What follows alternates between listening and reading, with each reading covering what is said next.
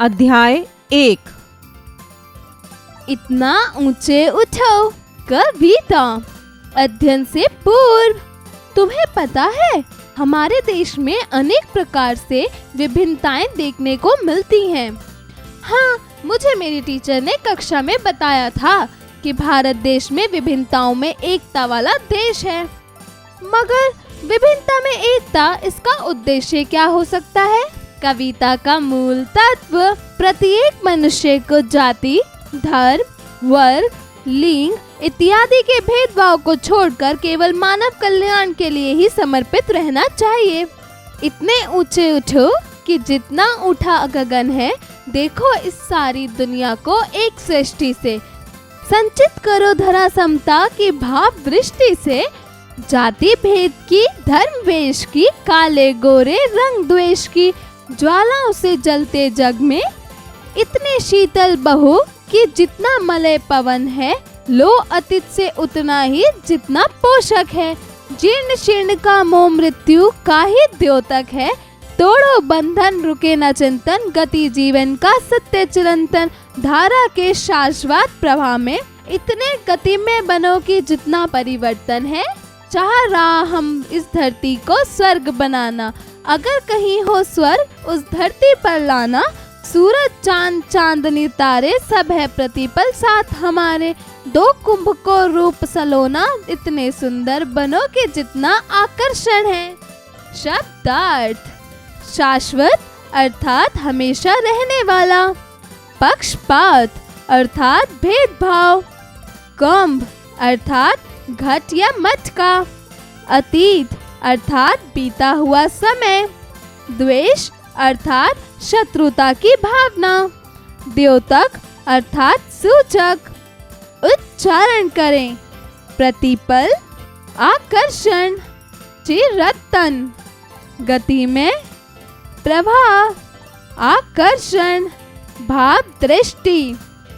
अध्यापन संकेत: शिक्षक शिक्षिका पाठ के माध्यम से बच्चों को संकीर्णताओं से ऊपर उठकर सोचने के लिए प्रेरित करें।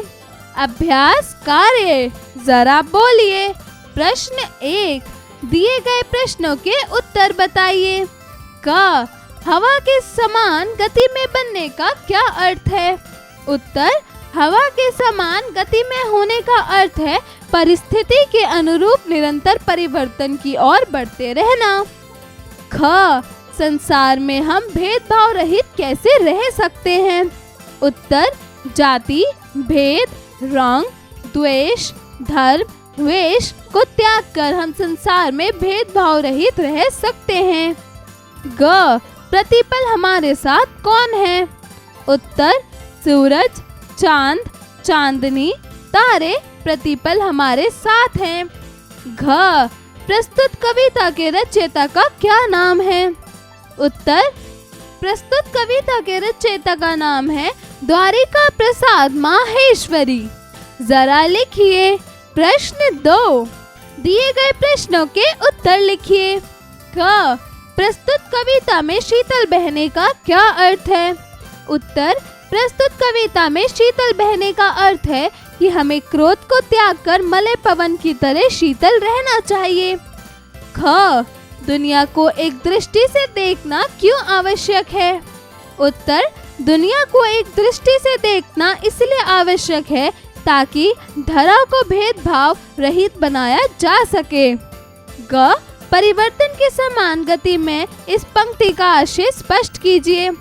उत्तर: परिवर्तन के समान गति में से तात्पर्य है कि परिस्थितियों के अनुरूप खुद को ढालते हुए सदैव आगे बढ़ते रहना। घ, ऊंचा उठने का तात्पर्य क्या है? कवि ऊंचा उठने की बात क्यों कह रहा है? उत्तर: ऊंचा उठने का अर्थ है कि सबको एक समान दृष्टि से देखते हुए अपने विचारों को ऊपर उठाना। प्रश्न 3, उचित उत्तर पर सही का चिन्ह लगाइए। क, शीतलता किसके समान होनी चाहिए? बादल के समान, पानी के समान, मलय पवन के समान, चांद के समान। उत्तर: मलय पवन के समान। ख, डैश जीवन का सत्य है। अपरिवर्तन, परिवर्तन, स्थिरता, विस्तारता। उत्तर परिवर्तन। ग धरती को हमें कैसा बनाना है? ब्रह्मलोक जैसा, मृत्युलोक जैसा, स्वर्ग जैसा, परलोक जैसा। उत्तर स्वर्गलोक जैसा। घ प्रस्तुत कविता का मूल तत्व क्या है? मानव कल्याण, स्वयं कल्याण, दूसरों का कल्याण। उत्तर मानव कल्याण। प्रश्न 4 सही मिलान कीजिए। क धरा, उत्तर समता। ख मलय, उत्तर पवन। ग तोड़ो, उत्तर बंधन। घ गति में, उत्तर परिवर्तन। प्रश्न 5 कविता की पंक्तियों का भावार्थ लिखिए। क सब है प्रतिपल साथ हमारे। ख लो अतीत से उतना ही जितना पोषक है। ग संचित करो धरा समता की भाग दृष्टि से। घ इतने गतिमान बनो जितना की परिवर्तन है। प्रश्न 6 नीम शब्दों से वाक्य बनाइए। क चिंतन, उत्तर हमें निरंतर भविष्य का चिंतन करते रहना चाहिए। ख प्रतिपल, उत्तर ईश्वर प्रतिपल हमारी रक्षा करते रहते हैं।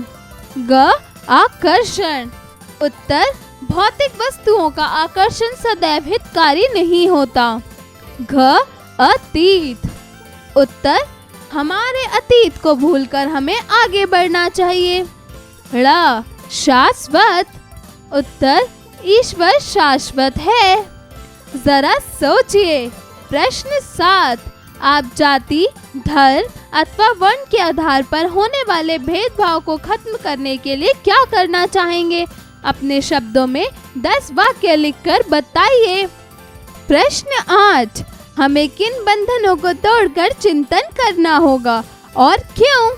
कक्षा में विचार विमर्श कर लिखिए। जरा भाषा पर गौर कीजिए। प्रश्न 9 दिए गए शब्दों को शुद्ध रूप में लिखिए। उत्तर क आकर्षण, ख जीर्ण, ग दृष्टि, घ स्वर्ग, ड़ प्रवाह, च भेदभाव, छ ज्वाला, ज प्रतिपल। प्रश्न 10 दिए गए वाक्यों में से संधियुक्त शब्दों को छांटकर रेखांकित कीजिए। क संविधान में नागरिकों के कर्तव्य को रेखांकित किया गया है। उत्तर रेखांकित। ख हमारी परंपरा महिमामयी, उत्तराधिकारी विपुल और संस्कार उज्जवल है। उत्तर परंपरा संस्कार उज्जवल। ग मेरे पिताजी पराधीन भारत के निवासी थे। उत्तर पराधीन। घ आइंस्टीन की दृष्टि भविष्योन्मुखी थी। उत्तर भविष्योन्मुखी। प्रश्न 11 दिए गए शब्दों के पर्यायवाची शब्द लिखिए। क गंभ, उत्तर मदकल, गंजेदर, मतंग। ख गगन, उत्तर आसमान, गगन, अंबर। ग संसार, उत्तर दुनिया, जग, जगत। घ दुनिया, उत्तर संसार, जग, जगत। प्रश्न 12 दिए गए विलोम शब्दों का सही विकल्प चुनकर उत्तर बताइए। क सत्य, असत्य, झूठ, गलत, सच। उत्तर असत्य। ख आकाश, व्योम, पाताल, अंबर, रसातल। उत्तर पाताल। ग जय, जीत, पराजय, हार सब ठीक है। उत्तर विजय। घ ज्ञान, विज्ञान, अज्ञान, संज्ञान, अज्ञानी। उत्तर अज्ञान। प्रश्न 13 दिए गए विकल्पों में से उचित उत्तर पर सही का निशान लगाइए। क जो बहुत कठिनाई से मिलता हो। दुर्लभ, दुर्जेय, दुर्लभ्य, दुर्दम्य। उत्तर दुर्लभ।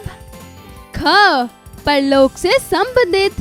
लौकिक, पारलौकिक, इहलौकिक, आध्यात्मिक। उत्तर परलौकिक। प्रश्न दिए गए श्रुतिस्म भिन्नार्थक शब्दों के अर्थ लिखकर वाक्य बनाइए। क हार, हमें हार से सदैव सीखना चाहिए। हार, ईश्वर को हार चढ़ाया जाता है। ख मेघ, मेध। ग वारिस, रमेश मोहनलाल की संपत्ति का अकेला वारिस है। बारिश, बारिश में बच्चों बड़ों को भीगना अच्छा लगता है। प्रश्न 15 दिए गए कारक चिन्ह लगाकर वाक्य पूरा कीजिए। क हमें धरती डैश भेदभाव रहित बनानी चाहिए। उत्तर को। ख दूसरे डैश सदा ऊंचा उठाने का प्रयास करना चाहिए। उत्तर से। ग हमें भव दृष्टि डैश संचित करना चाहिए। उत्तर को। घ धरा डैश परिवर्तन अचल है। उत्तर पर। ड़ राग द्वेष डैश रहित जीवन जीना चाहिए। उत्तर से। जरा रचनात्मक कार्य कीजिए। प्रश्न 16 आप जीवन में ऊंचा उठने के लिए क्या करना चाहेंगे? कक्षा में पक्ष विपक्ष आधारित संवाद कीजिए। प्रश्न 17 प्रस्तुत कविता में आए शब्द दुनिया, धर्म, समता, परिवर्तन, स्वर्ग, सूरज, हमारे, सुंदर, जीवन इत्यादि से स्वयं रचित कविता बनाइए। जीवन कौशल एवं मूल्य परक प्रश्न। प्रश्न 18 समानता मानव कल्याण का मूल मंत्र है। आप समता के अधिकारों का कहां-कहां अनुपालन करना चाहेंगे?